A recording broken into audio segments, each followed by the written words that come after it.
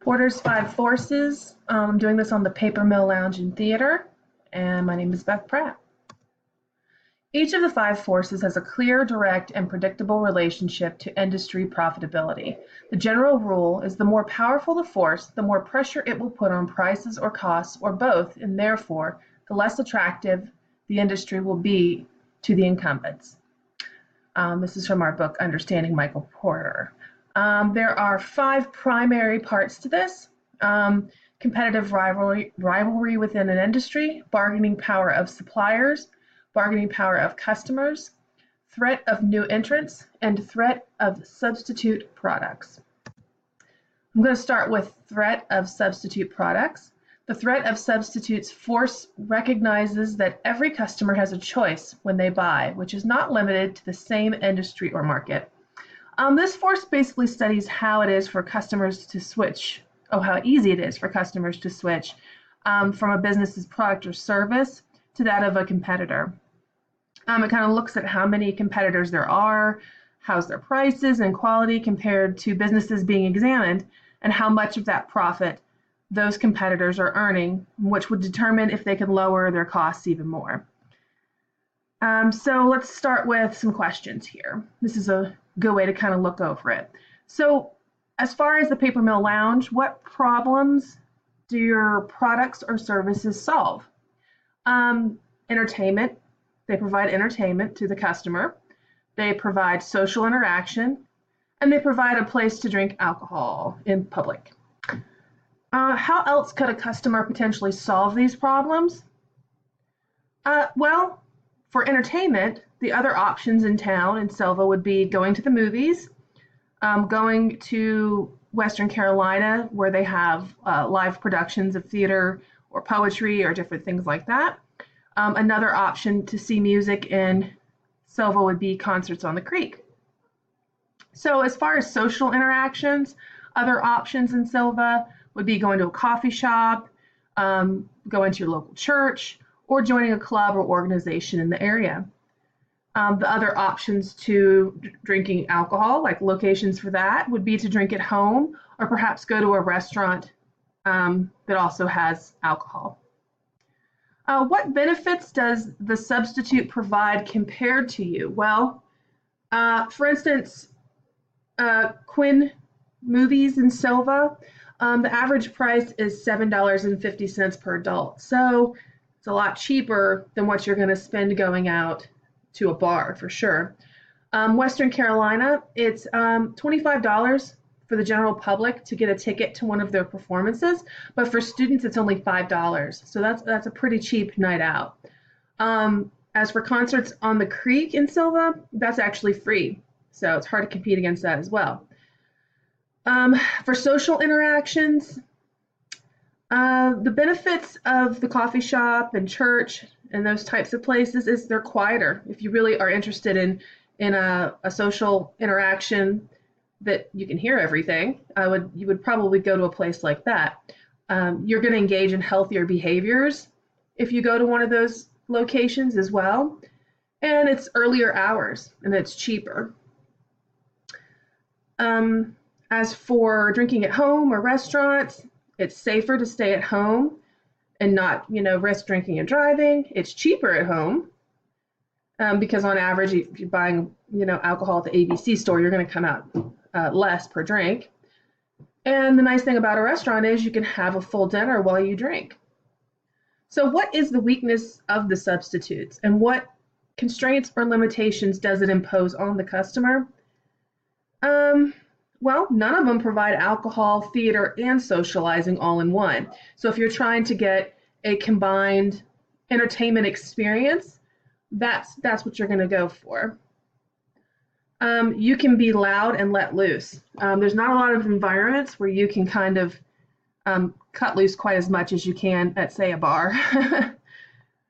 Okay, so with this basic information, we can basically start to look at building strategies to either defend against the threat of substitutes or to attract customers from another substitute market.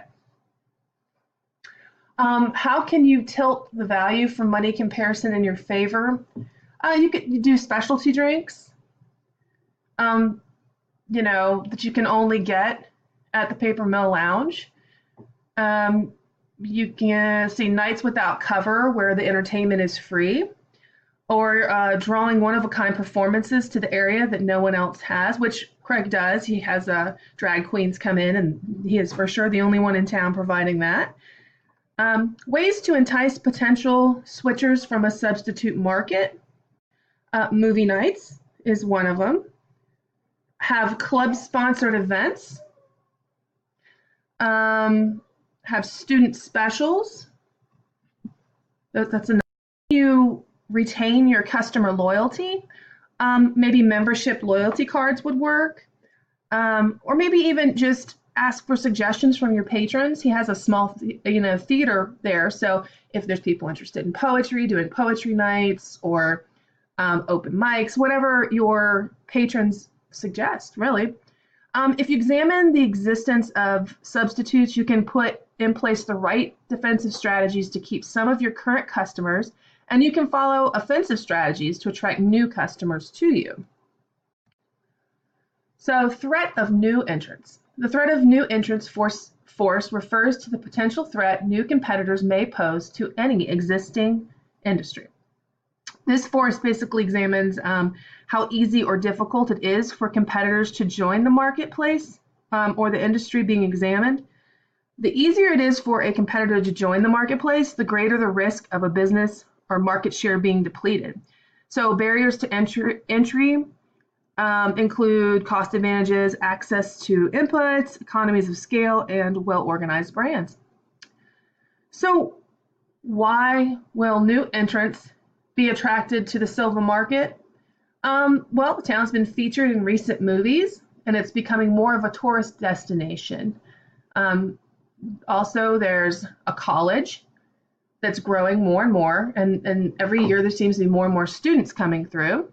And many existing alcohol-focused businesses in that area have been there long term and have been successful and are moving into bigger accommodations. So it's signaling to other people looking at it like, wow, there's some room here to potentially get into this and make money.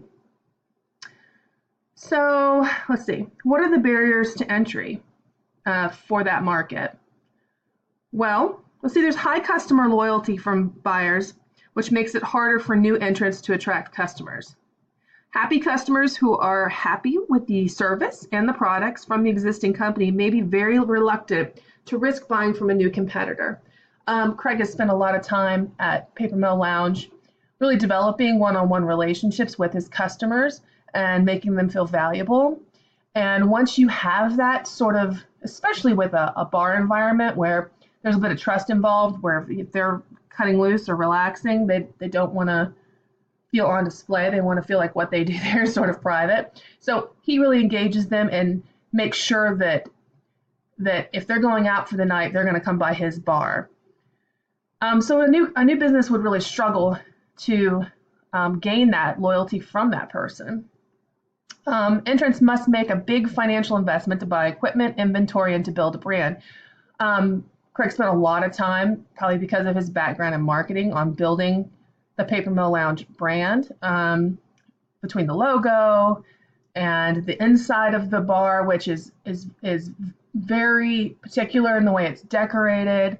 I mean, down to like the containers the sugar's in, and it would cost a lot for someone to come in and really develop an idea and pay. They'd have to pay people for a lot of the skills he already had and possessed and was able to do for himself. So it could be really complicated for someone to come in and try and recreate that same situation. A difficult process to get the appropriate licenses for selling alcohol.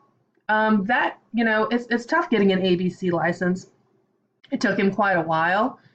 And not everyone is cut out for actually getting one. Another barrier to entry is the limited buildings in downtown. There are still some available, but in order to be in that central location, there's only so many spots left before you're going to be kind of out in the sticks with wherever your bar is, and that's going to make you less competitive to all of these people who are already in downtown. So, those are the things to consider. You know, as businesses enter new markets, they want to earn a profit. So if the new entrant isn't cost competitive with existing companies, then it's clear that a profitable opportunity doesn't exist, and you're more likely to have someone not join in, which is actually, you know, good for you in the long term. Bargaining power of buyers.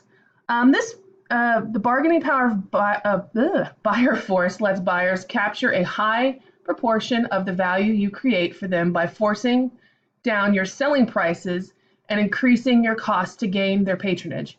How can you add value to your business? Well, the customer wants the supplier to add as much value as possible, and the supplier wants to establish the existence of benefits, which create a competitive advantage over the competition. So what's the value for the customer? Value from the customer, I'm sorry. Good word of mouth. In a town like that, if someone likes your bar and they tell their friends about it, that's huge value. The loyalty and patronage, them coming consistently week to week, is a huge value. The value to the customer that the bar provides, consistent good service and products, and loyalty programs would be a really great way to make them feel valued. What price will you charge? What is the price sensitivity of the customer paying a high or low price? With the Paper Mill Lounge, it's sort of an upscale place, so the people who come there aren't as sensitive to the price point. What's the readiness of a customer to walk away from the business and go elsewhere? Well, like I said, he spends a lot of time on creating a relationship with these people, so it is a loss for them if they walk away. It's not as easy. How does the Paper Mill Lounge protect itself from the bargaining power of buyers? They use differentiation from other places in Selva. They're very unique. They're small, they're intimate, it's beautifully decorated, it's clean, it feels very safe. And he also has limited seating, which creates a more exclusive feel. So this, you know, it could be a downside only having 40 some odd people in your bar at a time, but if people feel like they're one of those few people who made it in that night, maybe that's a positive. Careful strategy can help you to reduce the damaging effects of the bargaining power of buyers. Bargaining power of suppliers. The bargaining power of suppliers allows powerful suppliers in the industry value chain to squeeze profits out of customers and the customers by establishing a dominant position, which gives major strategic control over the entire industry.